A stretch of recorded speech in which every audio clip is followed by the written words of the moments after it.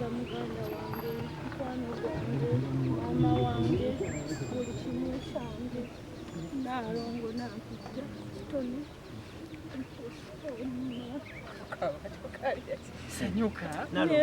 nebaza maneja Faruku nebaza muganda wange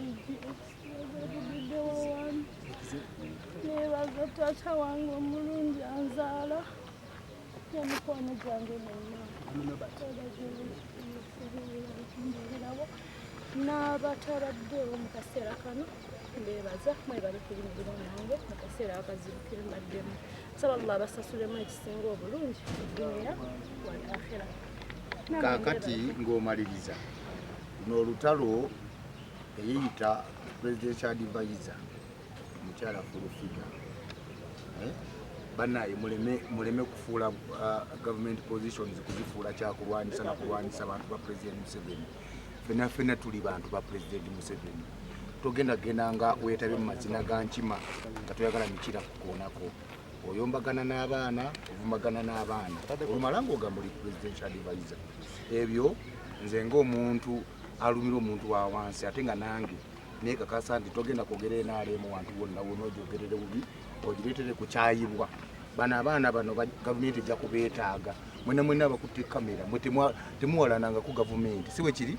Kakati n'olw'ensonga eyo ngenda yagambye nti agenda kukuba essimu emu bankime nsibyewo wano sirabyewo essimu ekola ki. Kakati okuvangayo n'otandika uliriza naalongo mukomye obutiitiizi ate era ng'oggyeko omuntu avuma naye nze ku vidiyo gye nalabye nga ono omuwala mukkakkamu oliye nga amuvuma ebigambo ebyenjawulo va wano ogenda so byonna bikomye naye nze nsuubiza kooti olunaku lwekugambye nti olina okudda mu kooti tujja kukukomyawo kubanga twagala ogondera amateeka nga kooti bwekusabye toddamu kumuvuma naye ate ye tali waggulu w'amateeka singa gonaabayo n'obujulizi bwonabona nga naawe yakulumbi kwata kiriipu ezo zireete katujja Fulufiga ajja kwogera okumanya nti naye talina kyali mu gavumenti mu. Nze nyina kyenjagala osaba pulezidenti w'eggwanga lino siri munnabyabufuzi era sibibeerangamu naye kyenjagala obuuza nti kino ekikolwa kyongerako obululu ku gavumenti oba kibusaanyaawo. Oba naye nze ndi muzadde bamama bali eyo temulabye baana ku kooti wano abaana banyigirizibwa. Abaana bano banaku tebalina ssente naye omuntu n'abanyigiriza ate era n'abasiba nakuba amasimu ne balaba kunkangakangana kati onabadde nkubira ngambye waawo katwe biki simanyi luzungu banne yatera mba munkubira bannetaaga muŋŋambe Luganda kuba n'oluzungu sirukola ki n'oluzungu simanyi naye mpulira obulumi bampaabidde katwa omusango sikutegeera bulungi. Kati enkola ya Fulufiga eri bweti nti olw'okuba nti bamumanyi nti mwogezi nnyo ajja kuvuma biki poliisi emutya kukooti bamutya aba mukitegeera kati embeera bwetyo yereeta okubanga ebimu tebigenda nga bwe birina kuba.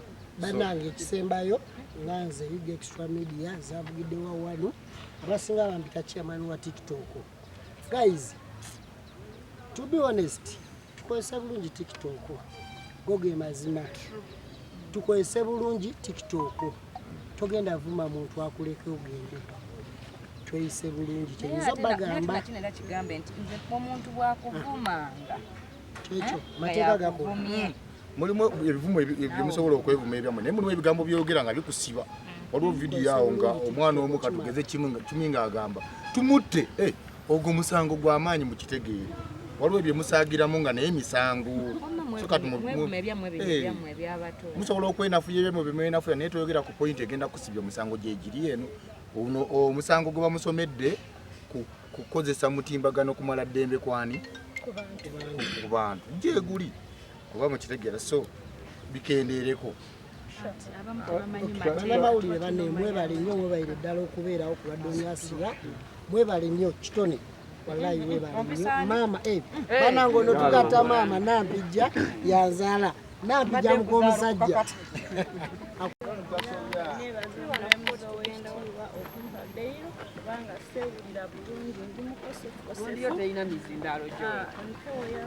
Nzinda ogulya eno.